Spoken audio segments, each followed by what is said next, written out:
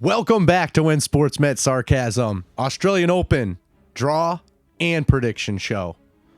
Every year the Australian Open has one stat, and it seems meaningless, but it correlates so well to results. And I've finished that handicap, and I'm going to share that with you. With odds, the draw, we don't got a lot of time to waste. Let's go.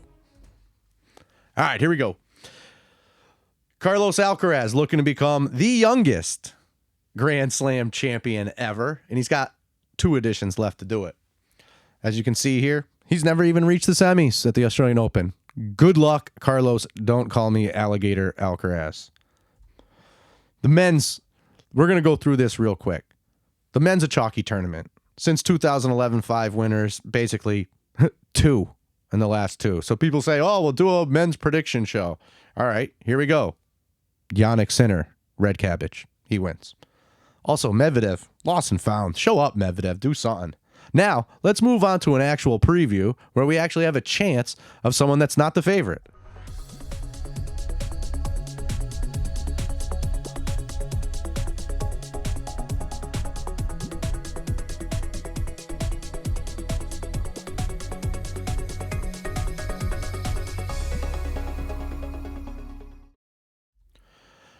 All right, here, look at this graphic. We already got a stark contrast. 11 different winners since 2011. It's a lot better. Active winners: Keys, Sabalenka, Kenin, Osaka, Azarenka. History of success: long shots to win. Take this with a grain of salt. I even highlighted Towson. She doesn't have a history of success, but she did perform so well last year against Sabalenka when the match that she lost, probably one of Sabalenka's toughest matches, even other than Keys, I guess. But she fits it well. Zhang, she's out, so don't worry about her. Noskova, she doesn't have a history of success, but she has beat Iga Swiatek here, and she was like 19 years old or 20 years old when she did it. Osaka, she's won it twice. She's a long shot, 25-1. History of success, you can go all the way out to Vladimir Zelensky to Ukraine and find Marta Kostyuk, Anna Kalinskaya, and Yastremska. Yastremska made a semi-run, and Kostyuk kind of always makes a run, but always has an easy draw. Pay attention. Teresa Valentova, newcomer to bet. We got to draw a preview video. Sorry, we got a preview video for her too. Looks like the volume was a little too loud there. So we have a preview video for her. She could have a big match coming up against Rybakina if she can get through her country mate. Let's move on here to the next overlay. Previous 5 Final Fours for the women. One thing to point out here. This is what we're looking at. Osaka, Serena Williams, obvious. But look at Carolina Muchova, 25 seed. Brady made the final, 22 seed. In 22, Barty, Keys, Swiatek, Collins made the final, 27 seed. 22, 27. This is something that's going to keep coming along here. Sabalenka, she played Magda Linette, who was unseeded. Azarenka, as you can see, was 22. Rybakina made the final. She was a 24 seed. 24, Sabalenka, Goff, Zhang, Yastremka. Like we said before, Yastremka, unseeded. Zhang, final, 12 seed. Last year, Keys, 19 seed to win it. Even Badosa, that was kind of obvious, but Badosa, even 11 seed. But Keys, a 19 seed. All right, one person we're not really seeing here that much is Iga, except for last year. And I really don't want to pound on Iga too much because last year she did lose the Keys, but she probably had the best statistics of everyone in the draw. And she probably should have won. So I'm not going to really pile on to her much here, but let's take a look at how she lost. Iga loses to power. She's so active with her feet. She moves. You'd think that she would be a lot better. She's active, but she's not attractive. 25, Keys, 11 aces. Ranked number 11 in aces. Noskova, like I said before, she beat her when she was a baby. Also, big serve. Rybakina, same thing. She made a final here about 3 years ago. Even Collins, you wouldn't think is a big server, but she was ranked number 11 in ace percentage that year in 2022. So we're going to go to Rosalind real quick here for a fake ad read, and then we're going to hop into that statistic that I told you about that correlates so well with results. This break in the action is sponsored by Coca-Cola, the sugar drink that has helped increase the risk of type 2 diabetes to over 200 countries. Have a Coke, a tooth decayed smile, and a heightened risk of type 2 diabetes. Thank you, Rosalind. All right, The statistic I was talking about, it's called a dominance ratio. It's such a simple statistic. You'll probably laugh at it, but for some reason it correlates so well. You look at the draw and you can narrow it down to probably 18 people and get 12 out of the 18 somewhere with big odds. Dominance ratio, what that is basically your return serve winners divided by your serve points lost. So it's a pretty simple equation. Return points that you win versus serve points you lose divided by each other.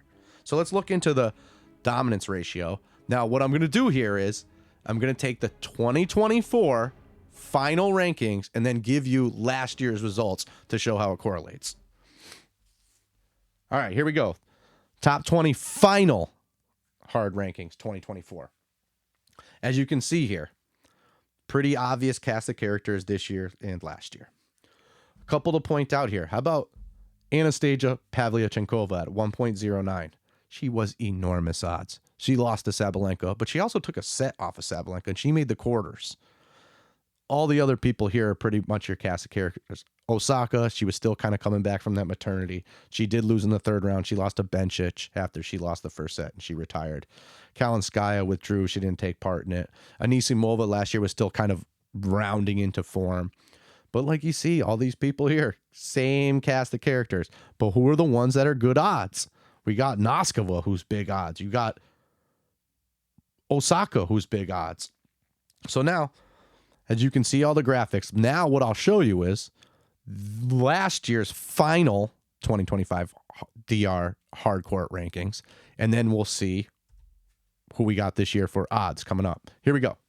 As you can see, obvious. Sabalenka, Iga, Rybakina, Andreeva, Goff, Osaka creeping up from the last year because she's starting to round into form a little bit better.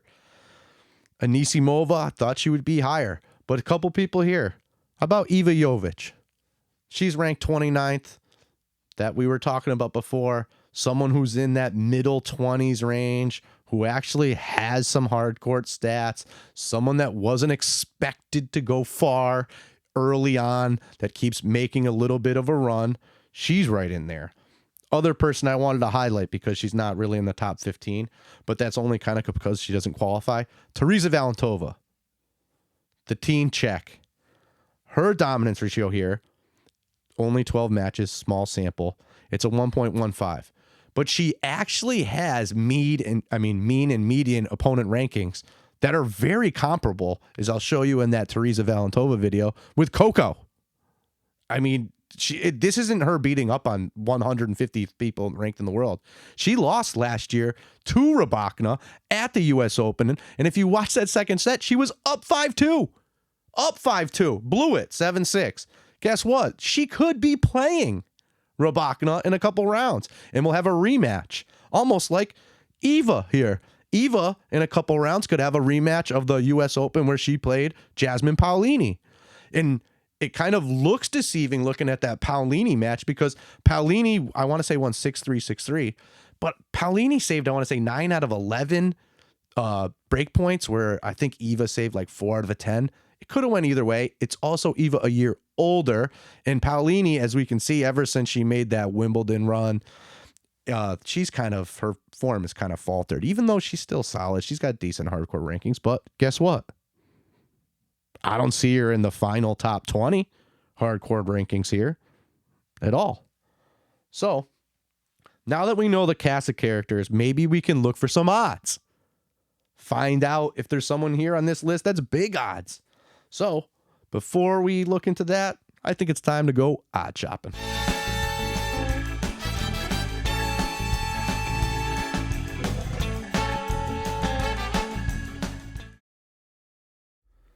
All right, we got odds. We got updated odds. So, you know what I'm going to do is I'm going to go through this laser fast. Let's see if I can get through the whole thing. Towards the bottom, I'm going to give them people a bunch of no's. But I'm going to try to go through this in 60 seconds real fast. Let's gear up for this. Let's go through the odds and let's see what they are. Here we go. Ready? 60 seconds on the clock. And go. Arena, obvious favorite. Must use. Rybakina's made the final before. Play. Iga, absolutely not. Showed you the graphic. Anisimova already went to the wedding, not going to the funeral. Coco needs to fix her serve. Mira, great statistics. The problem is they figured out to go to her forehand. Once she can figure that out, she'll be good. Osaka, good, 25-1. Pegula, good play, lost to Danilovic last year. Keys, obvious returning, tough to do it twice. Muchova is just starting to get in form, but she's got a terrible record against Coco. And Boko can be a double flop machine coming back from the wrist. No. Svitolina, great draw. Noskova, huge odds. Paolini, pass. Kalinskaya, excellent. The problem is she gets Iga, pass. Eva, wow, 100-1, love it. Towson, pass. Valentova, love it. Potapova, absolutely not. Stearns, couldn't beat Venus. Putin-Seva, no.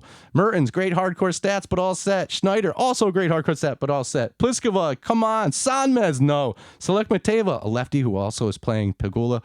Lynette, semifinalist. Baptiste, no. Got pretty damn close. All right. I'll tell you what, now that we know the odds, the one thing we want to look at is the draw. So get ready to draw.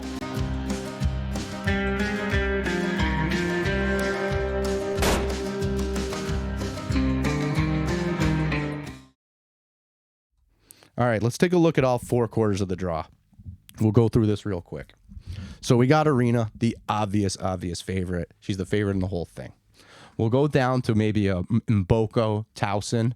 The problem with Towson is I like Towson a lot, but she just came in with such bad form. So I would have to pass there. Now, I have Eva checkmarked. The reason why is because we talked about that Paolini matchup, and we also talked about, for some reason, there's people in that mid-20s range that can make a run all the way to the semis or the finals. So Eva is definitely someone I would look at to do that. The problem is she gets Sabalenka. I wouldn't be worried about anyone if she actually got through Paolini. If she gets through Paolini, it's not like I'm going to be too much worried about Putin-Seva or something. The problem for her is, we already said it, it's Sabalenka. There's not really much to really talk about outside of that. Hop on Eva. All right, let's go to Coco's quarter here. Now, the one thing I saw when I went through this is, holy, Coco got head-to-heads against everybody. Are you serious? Okay, so she gets Muchova next. She's 4-0 head-to-head, 8-0 sets on hard courts. It's just straight domination. Then let's say Coco gets to play Mira Andreeva. What's her head-to-head? Oh, only 4-0. So 4-0 against Mira, 4-0 against Muchova. So it looks like the only person that would have a chance right here outside of Coco could be Alina Svitolina, because she's basically had some success in the past. She lost to Keys in the quarters last year. She retired against Noskova that year. Noskova beat Swiatek. Now, Coco's 2-1 head-to-head against Svitolina. Those 3 matches that I looked at, they were all on hard court. Svitolina beat Goff in 2021. How old was she then? So it was basically like beating up on Goff. And then the 3-set wins, the last 2, the 3rd set was lopsided in all of them. But the one thing that you have going for you is Coco's serve is Hiccup City. I don't know if she needs to get scared, drink water, or do something, but her serve is just one big hiccup. So if you're looking at this part of the draw, Alina Svitolina kind of pops off the page just because, and she's better odds than Andreeva, just because Coco's got such head-to-head edges over everyone else. So look at Svitolina there. Let's look at the next quarter. All right, here we go. Pegula, like I said, she could get Badosa or Selekta-Mateva. Selekta-Mateva is a lefty, and we talked about earlier how Pegula last year crashed out against left-hander Olga Danilovic. And what's the name? Selekta-Mateva is a lefty. But the problem is Pegula dominates lefties. She's gone 10-2 versus left-handers the last 2 years. So pretty impressive. So we got, also, Amanda Anisimova and Linda Noskova always seem to find the same quarter. At Wimbledon, remember they played in Wimbledon? Noskova was up in the 3rd set, 3-2. Kind of choked it away. She's got better hard court numbers than she does grass numbers, and you saw the dominance ratio before. Linda was on that page. She was below Amanda, but I mean the discrepancy odds is kind of laughable. So here we would want to look at Linda Noskova at huge odds and probably pass on Keys and Pegula. Keys has got the 2-1 head-to-head. They were all on hard court. It's just so hard to win back-to-back, as we saw that graphic with the last 5 winners. And Keys is so hit or miss. And for some reason, she's been struggling in every first set. She's like a slow starter hero. So the problem with Anisimova is if you already went to the wedding last year, the last thing you want to do is go to these funerals. Her odds are just so short, but she does have the best backhand on tour by far. It's like a dude's backhand. She's great. And now that she's a lot more mentally fit, she's physically fit, she's tough. But the odds aren't there. So let's move on. All right, last one, bottom one, Rybakina. Rybakina's made the final here, and up until this point, her matches, she's looked better than anybody else. Her dominance ratio is the top of anyone in this whole tournament as of right now. Now, she could play Teresa Valentova if Teresa Valentova can get through country mate Fruhvirtova. The problem is they played at the U.S. Open, and the first set was kind of straightforward, but the second set was, believe it or not, Teresa Valentova up 5-2 in the second set of the U.S. Open last year. And then, of course, as you can see here, she ended up losing in a tiebreak. But the same thing with Iva Jovic. She played Paolini. She could get a rematch. And that match was a lot closer than it is. Almost like this one. The first set was straightforward. You give it to Rybakina. The problem was the second set was 5-2. Teresa Valentova. She holds one more time, 6-2. We got who knows third set. And maybe she's already come out as a player for a team with big odds. Now, so we're looking at, and then what the other thing we have is Kalinskaya Swiatek. She's just struggled with big servers, but Kalinskaya is not that one. The only one where she could probably run into trouble would be Naomi, who actually does have top 5 serve stats on hard court. So you could look at Osaka there in the bottom with Iga. You could probably look at even Teresa Valentova if she could get through Rybakina. If she doesn't, and Rybakina holds, which I'm sure a lot of people think. I just think it's going to be a lot closer than what the experts think. But Rybakina has like 0 edge over Swiatek. 2-5 hard court. Swiatek is, I don't know, she just plays her really well. She must be the one person who sees that serve well. So the one thing we'll look at there, Osaka, big odds over Iga to play against Iga. We'll also look to maybe play against Rybakina with big odds, but I'd also back that up with Rybakina because I do not like Iga to go further than this. Let's move on. All right, here we go. 3 videos remaining.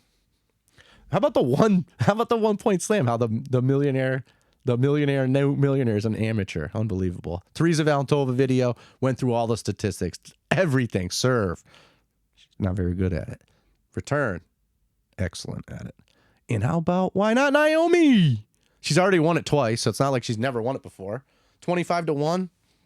I don't see anything wrong with that. We saw the Iga before. Iga was basically 6-7-1. You get Osaka at 25-1. It's fine with me. All right, Rosalind, you're up again. We're going to go to a fake ad read, and then Rosalind's going to take us home. Take us home, Rosalind. Take us home. Did you know you were in the wrong and just couldn't figure out how to apologize to someone? You're in luck. The John Cena Apology app has over 20 different types of apologies in over 30 different languages.